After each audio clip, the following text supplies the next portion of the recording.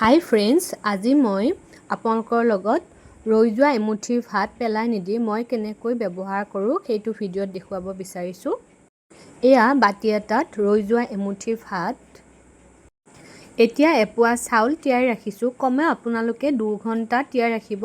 আৰু যদি আপোনালোকে ভাবে এই ৰেচিপিটো ৰাতিপুৱা বনাম বুলি, তেতিয়া আপোনালোকে চাউলখিনি ৰাতিয়ে তিয়াই থ'ব পাৰে। চাউলৰ পৰিমাণটো আপোনালোকে প্ৰয়োজন অনুসৰি ল'ব। এতিয়া এটা জাৰ লৈছোঁ আৰু তিয়াই ৰখা চাউলখিনি লৈছোঁ। আপোনালোকে এপোৱা চাউলৰ কাৰণে এমুঠি ৰৈ যোৱা ভাত ল'ব। যদি 2 পোৱা চাউল লৈ 2 মুঠি ল'ব। তেনেকৈ আপোনালোকে ভাতৰ জোখটো ল'ব। এয়া মই এমুঠি ভাত দি দিছোঁ। সৰু বাতিটোৰে এবাতি প্ৰথমে পানী দিছোঁ। একেলগে বহুত পানী দি নিদিব। প্ৰথমে আমি অকণমান পানী দি মিলাই ল'ম। পানী, ভাত আৰু চাউলখিনি ভালকৈ মিক্সাৰ জাৰত আপোনালোকে গুড়ি কৰি ল'ব।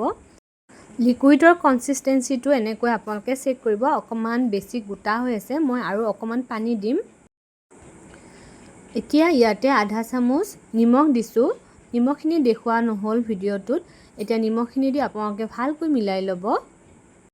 এতিয়া তাৱাখন জুইৰ ওপৰত বহুৱাই দিছোঁ। তাৱাখন গৰম হোৱাত এনেকৈ আপোনালোকে হাতেৰে পানী ছটিয়াই দিব চাৰিওফালে, তেতিয়া পিঠাটো তাৱাত লাগি নাযায়। এতিয়া তাৱাখনত মই হেতাৰে 2 হেতা লিকুইড দি দিছোঁ। আপোনালোকে যদি হেতাখন ডাঙৰ হয়, হেতা দিলেও হৈ যাব। আৰু মাজৰ পৰা এনেকৈ পিঠাখন মেলি দিব। মাজৰ পৰা আপোনালোকে মেলি দিব আৰু ঢাকনিখন দি 1-2 মিনিট সময়, 1 পৰা 2 মিনিটৰ ভিতৰত হৈ যাব। এয়া আমাৰ পিঠাখন ৰেডি হৈ গৈছে। এইখন খাবলৈ টেষ্টি হয় আৰু সৰু ল'ৰা-ছোৱালীৰ কাৰণেও হেল্ডি হয়। আপোনালোকে মোৰ নতুন ভিডিঅ'বোৰ পাবলৈ চেনেলটো ছাবস্ক্ৰাইব কৰিব আৰু যদি ভিডিঅ'টো ভাল লাগিছে লাইক কৰিব। এয়া আমাৰ এটা পিঠা ৰেডি হৈ গ'ল। বাকীকেইটা পিঠা বনোৱাৰ আগতে এনেকৈ আকৌ পানী আপোনালোকে ছটিয়াই ল'ব আৰু এটা এটাকৈ পিঠা বনাই যাব। আপোনালোক সকলোকে মোৰ ভিডিঅ'টি চোৱাৰ বাবে বহুত বহুত ধন্যবাদ জনাইছোঁ।